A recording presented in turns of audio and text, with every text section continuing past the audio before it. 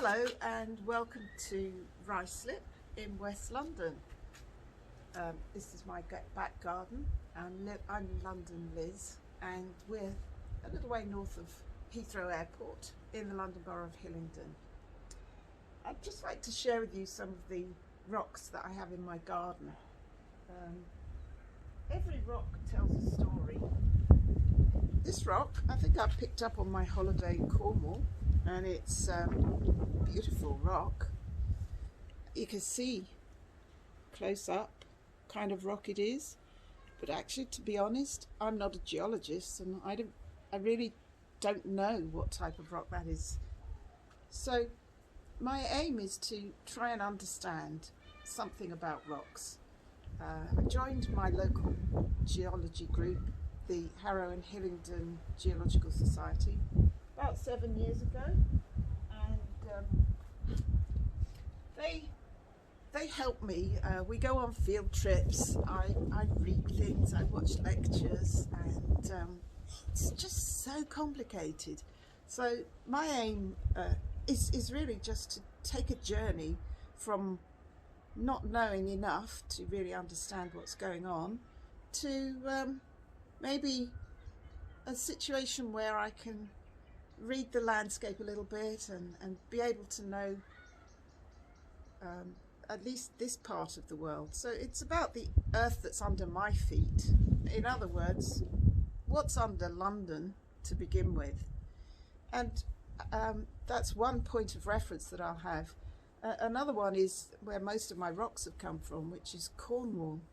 Beautiful part of the country. That's the far southwestern tip of England, the part that points out into the Atlantic Ocean. And it just has the best rocks. I mean, my favourite beach, where I spend most of my holidays, it has turquoise and maroon stripes in the rocks, in the cliffs. And I don't know where else you find that kind of thing. The stripes are kind of like toothpaste stripes, very fluid. And you can't help looking at that and thinking, how on earth, how did that happen? I just like to understand that, and the other rocks in Cornwall, which are just of an amazing variety and incredibly beautiful, but mysterious to me, and I guess to most people. When you look at them, you can't imagine how this variety of minerals that has come out of the ground in Cornwall, how that could have been formed. So that's my second point of reference, really. The third one is a part of Western England, which is near the Bristol Channel. So if you can think of west of England, you have Wales, and between Wales and England there's a stretch of water coming into Bristol, and that's the Bristol Channel. And in 1980 my parents moved to North Somerset, which is close to that coast. And so I've spent a lot of my time visiting beaches in that area, or just hills, or just trying to read the countryside, or picking up rocks.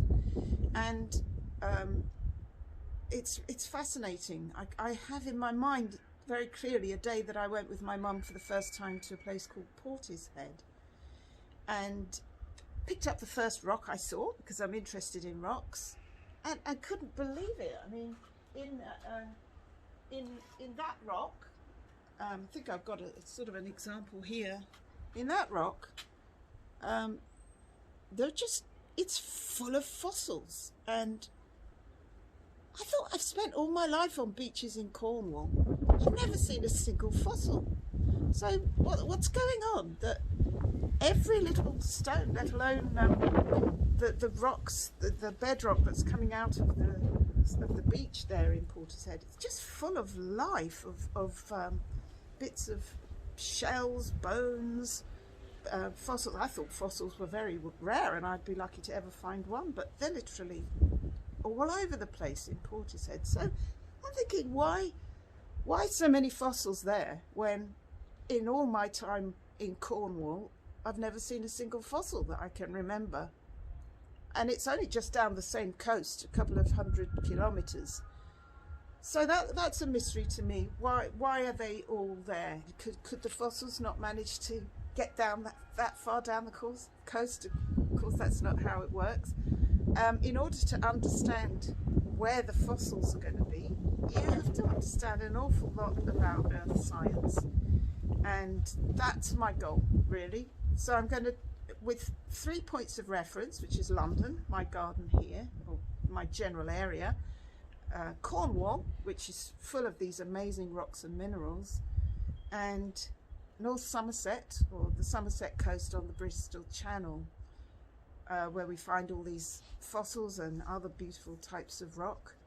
I want to compare them. I want to join them up. I want to understand.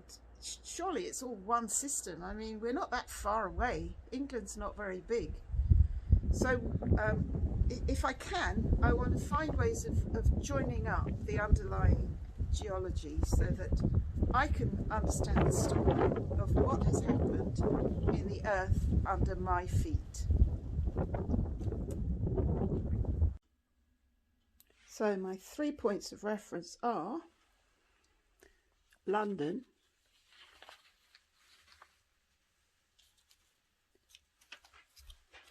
Cornwall, and the Bristol Channel,